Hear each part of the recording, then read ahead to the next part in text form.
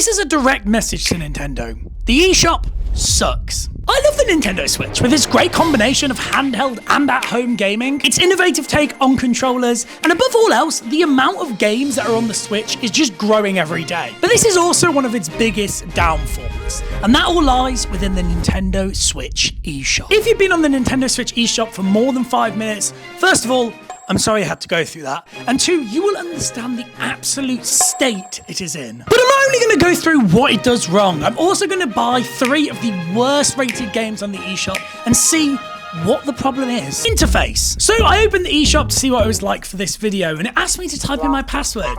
And it does this every single time. Now this would be fine if it was on a computer, but it's not. And I have to use the Joy-Cons with drift to type in my password so slowly. And yes, I understand I could use the touchscreen to log in faster, but I don't want to get off my sofa and walk to my Switch and take it out of the dock and type. I'm tired. Just in general now. But after I typed in my password, I was finally in the magical world of the eShop. Well, actually, it's about as magical as Switch Sports, so not very. Now, the first page it opens up to is the home page, and this is probably the best page on the store. It works absolutely fine with no issues, and it's definitely not the slowest. Yeah, it's slow. Everything takes forever to load, and your inputs are incredibly delayed. And couple that with my Joy-Con drift that I have on my Joy-Cons at the moment, it's basically unusable. You know when you have those dreams and you're trying to like run away from something but you can't run for some reason? That's exactly what it feels like to navigate the eShop. But despite the slowness of this page, it's not even close to the worst page on the eShop.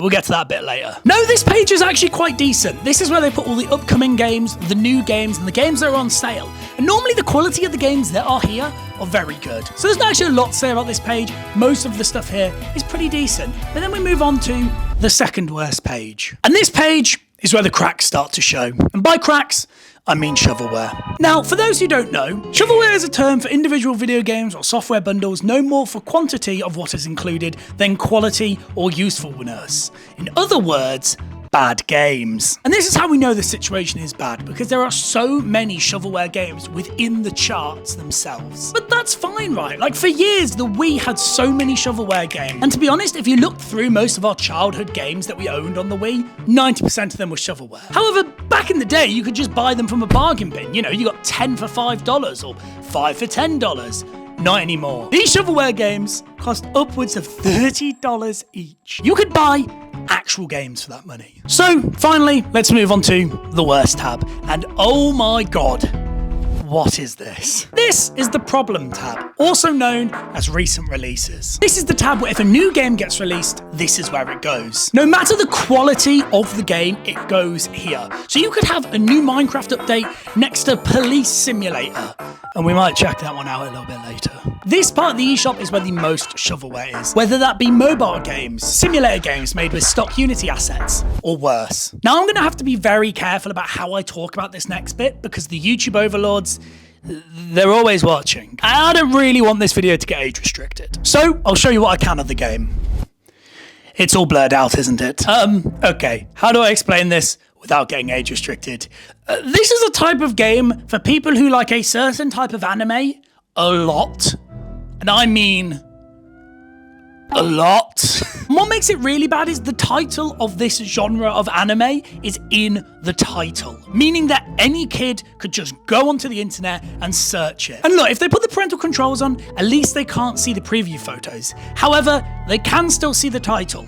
So it's just one Google search away. Look, I don't even have a joke about this one. This is a genuinely serious issue that Nintendo massively need to sort, and I can't believe it's been overlooked for this long. Music. Where did it go? Do you remember the Wii Shop music?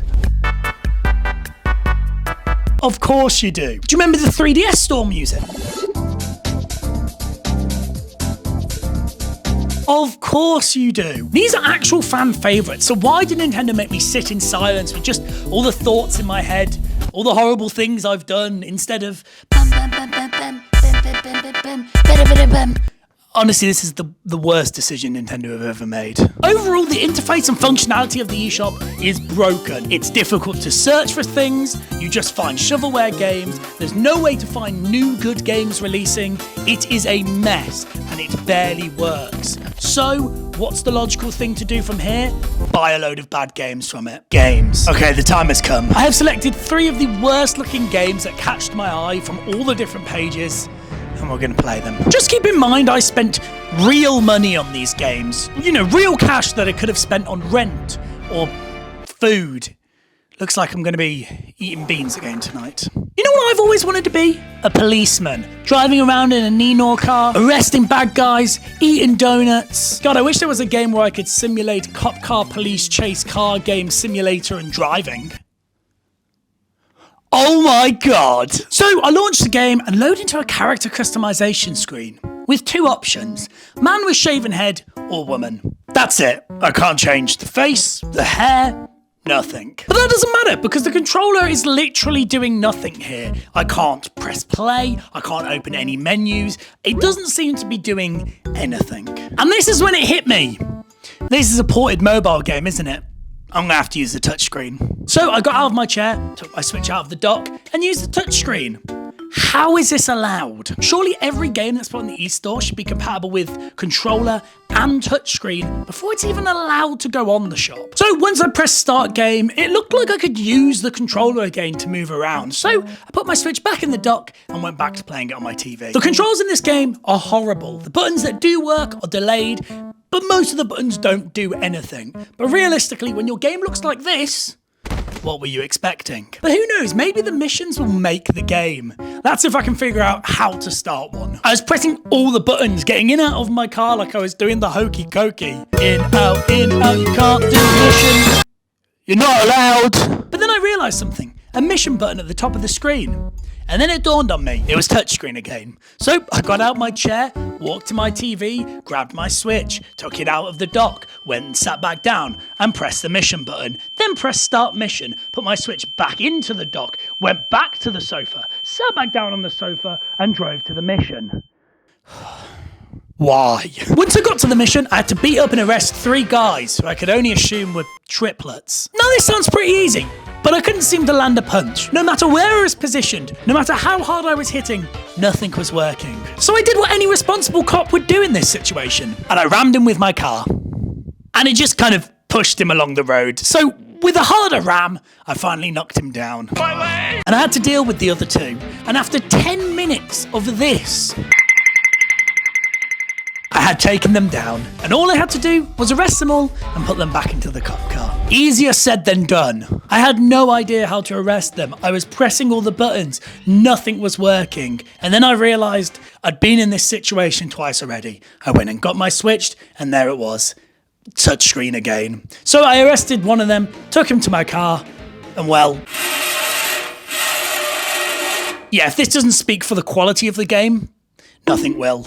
You know what? Screw being a cop. It's not for me. There's too much action, too much responsibility. I want to pursue a new career, a simpler one, an easier one, a more feathery one.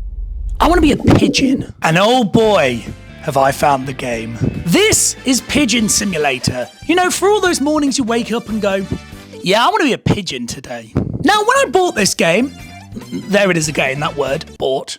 Just want to remind you that I spent real money on these games again. I thought this game would be too high quality to put in this video.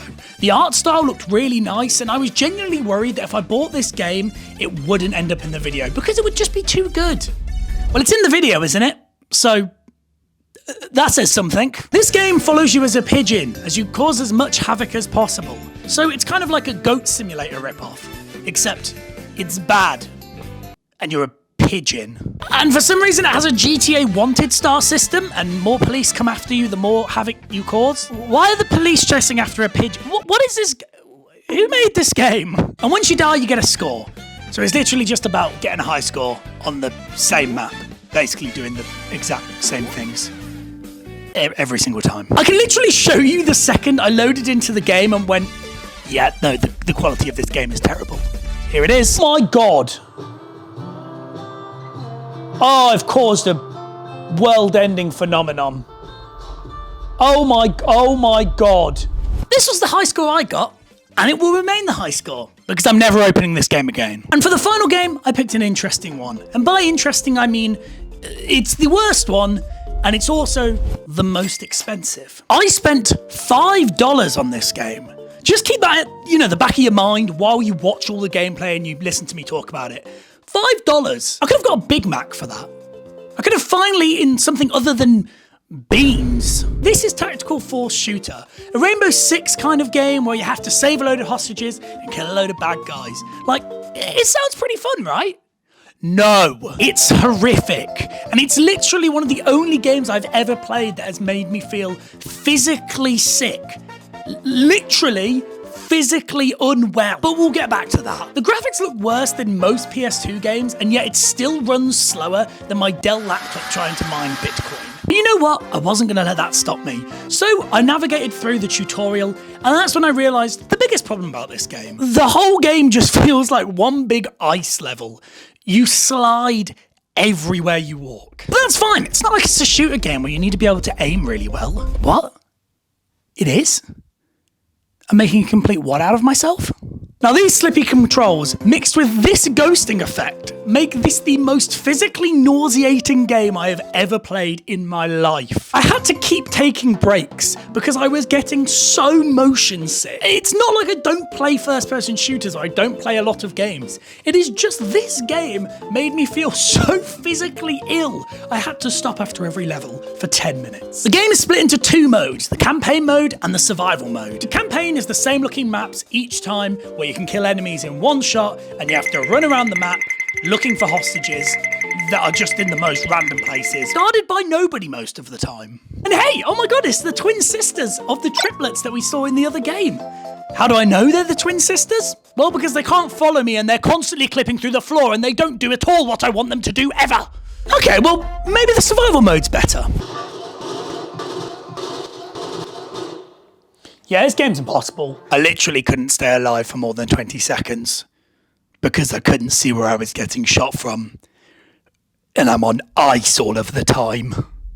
Slippy, slippy ice. Look, I'm done. This is awful. What blows my mind is that things like this are even allowed on the eShop. With its multitude of different problems, from interface to lack of personality, the Nintendo Eshop is the biggest failure Nintendo have ever created. And I really think if the Eshop had just a little bit of charm, some music, some better sound effects, making sure it didn't run terribly, I don't think having some of the bad games on there would matter too much because it would feel quality being within the store as it is. But no, in its current state, it's a silent dumping ground for scummy companies who want to make a quick buck by tricking parents and little kids with terrible games that you can get for free on mobile, terrible Unity stock asset games. And this is why, Nintendo, your eShop sucks.